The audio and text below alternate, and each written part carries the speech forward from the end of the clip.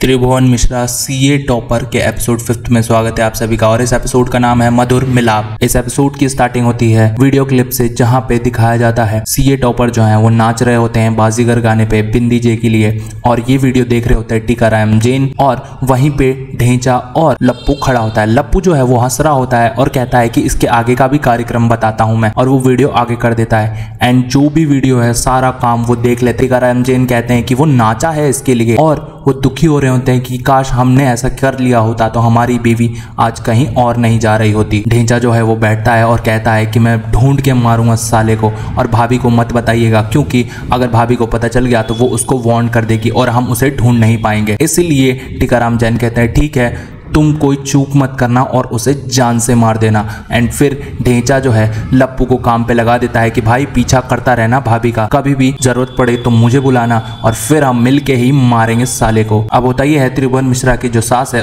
उस पे सोसाइटी के एक अंकल लट्टू हो जाते हैं, जिसके कारण उनके बच्चों से भी प्यार करने लग जाते हैं एंड सोसाइटी के कुत्तों से भी, और इनको अब कोई प्रॉब्लम नहीं है कुत्तों से। इधर दिखाया जाता है हैदर अली जो है त्रिभुवन मिश्रा के गुरुजी के पास जाता है, क्योंकि वो एक जिम भी चलाता है, एंड फिर वो हैदर अली को फिटनेस का बहुत सारे टिप्स भी दे रहा है। इधर दिखाया जाता है लप्पू जो है वो नजर रखे हुए है बिंदी पे। एंड फिर कहानी शिफ्ट हो जाती है डॉक्टर के पास, जहां पे त्रिभुवन मिश्रा अपनी सास को लेके जाते हैं एंड आंखों का इलाज कराने की बात करवाते हैं। तब डॉक्टर कहता है माताजी बाहर का खाना बंद कर दीजिए, लेकिन उसकी सास कहती है कि अब तो मेरी जिंदगी ही कम बची है, इसके लिए मैं खाना बंद नहीं करूंगी। और तुम कैसे डॉक्टर हो यार, तुम क्यों ऐसे डॉक्टरों के पास मेरे को लेके आए? त्रिभुवन मिश्रा कहते हैं अरे कोई बात नहीं है, अच्छे डॉक्टर हैं। एंड फिर वो डॉक्टर कहता है मैं इलाज कर दूंगा आपका।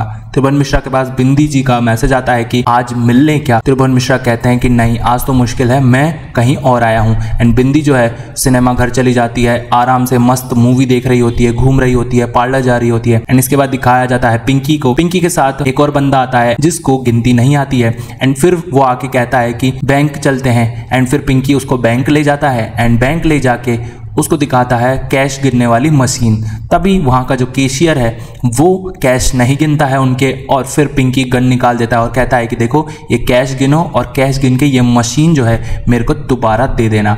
एंड फिर कैशियर जो है वो मशीन दे देता है। इधर पिंकी जो है दुकान में मशीन ले आता है, एंड फिर वो टीकाराम जैन को बोलते हैं कि देखिए अब कोई भी चक्कर नहीं रहेगा, आप इससे आराम से कैश गिन सकते हैं। तभी दिखाया जाता है वहाँ पे एक कस्टमर आता है जिसका फोन का रिंगटोन बाजीगर वाला गाना होता है। एंड टीकाराम जैन को गुस्सा आ जाता है और कहते हैं कि अगर ये गाना दोबारा बजाना तो देख लेना तुम्हारा जबड़ा चीर देंगे। एंड फिर दिखाया जाता है हैदर अली को। हैदर अली जो है उसी बैंक में आते हैं, एंड फिर वो बैंक का खजांची जो है वो कंप्लेन लिखवाता है कि चोर जो है मशीन ही ले गए। इधर दिखाया जाता है टीकाराम जैन जो है अपने घर पे आते हैं, उसकी बीवी मस्त गाने सुन रही होती है, एंड टीकाराम जैन को गुस्सा आ जाता है। फिर कहानी शिफ्ट हो जाती है पिंकी और ढेंचा पे। ये लोग मिलके पार्टी कर रहे होते हैं और बात कर रहे होते हैं अपने लाइफ की, साथ साथ ये फिल्मों की भी बात करते हैं। इधर कहानी आ जाती है त्रिभुवन मिश्रा के साले पे। ये जो स्टॉक मार्केट में इन्वेस्ट करते हैं दूसरों का पैसा, वो स्टॉक मार्केट क्रैश हो जाता है, जिससे इनके 6 लाख रुपए और क्लाइंट के भी 6 लाख रुपए डूब जाते हैं। और वो क्लाइंट कोई ऐसा वैसा नहीं, वो एक गुंडा क्लाइंट है। अगर उसको पता चल गया तो वो सीधा गोली मार देगा त्रिभुवन मिश्रा के साले को। इस वजह से वो बहुत ज्यादा परेशान हो जाते हैं, और उनकी बीवी कहती है कि देखो हमको कुछ बड़ा सोचना पड़ेगा, और इतने से पैसों के लिए तुमको पसीना क्यों आ रहा है, तुम टेंशन मत लो, सब कुछ सही हो जाएगा। इधर दिखाया जाता है त्रिभुवन मिश्रा जो है वो अपने घर से बाहर निकल रहे होते हैं, तभी उनकी सास जो है वो कहती हैं कि आजकल ये कुछ ज्यादा ही नहीं उछल रहे।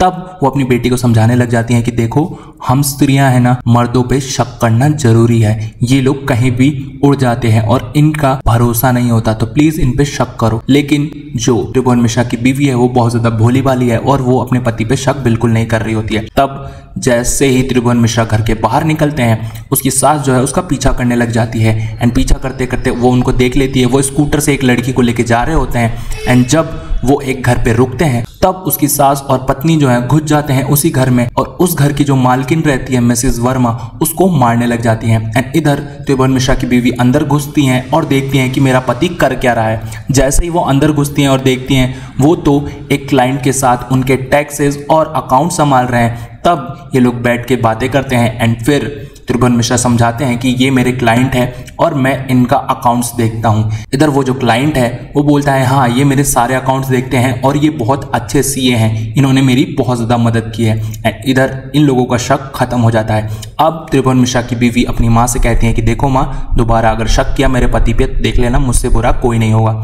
इधर दिखाया जाता है बिंदी जो है वो मधुर मिलाप में आ जाती हैं और उसके पीछे पीछे लप्पू भी आ जाता है। जैसे ही त्रिभुवन मिश्रा होटल में एंटर करते हैं, रूम में घुसते हैं, वहां पे लप्पू आ जाता है गन लेके और कहता है कि अब तो तुम्हें नाचना ही पड़ेगा और उसको नचवाता है। तभी जैसे वो केक खा रहा होता है एंड फिर उसे पता चलता है कि ये केक यही लाता है, तब वो और गुस्सा हो जाता है एंड उसे गोली मारने वाला होता है। लेकिन इससे पहले वो ढेचा और टीकाराम जैन को बुला लेता है और कहता है कि आ जाओ मिल के मारेंगे इस साले को।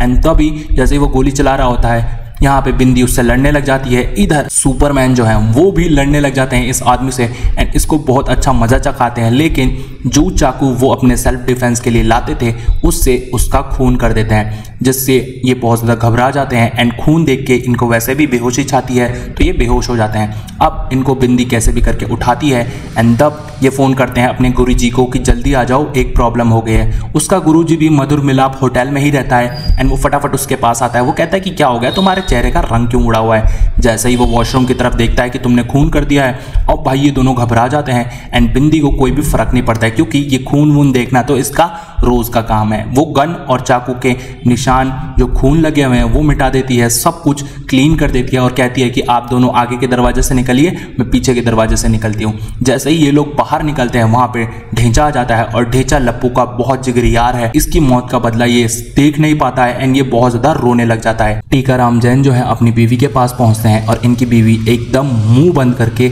घर जा रही होती है एंड ये जो एपिसोड है यहीं खत्म हो जाता है। तो क्या लगता है अब टीकाराम जैन जो है सीए टॉपर को मार देंगे, उसकी निशानी मिटा देंगे, ये तो बताया जाएगा अगले एपिसोड में। रिमेनिंग एपिसोड्स देखने हैं तो प्लेलिस्ट पे क्लिक कीजिए, एंजॉय कीजिए, वीडियो को लाइक कीजिए, चैनल को कीजिए सब्सक्राइब।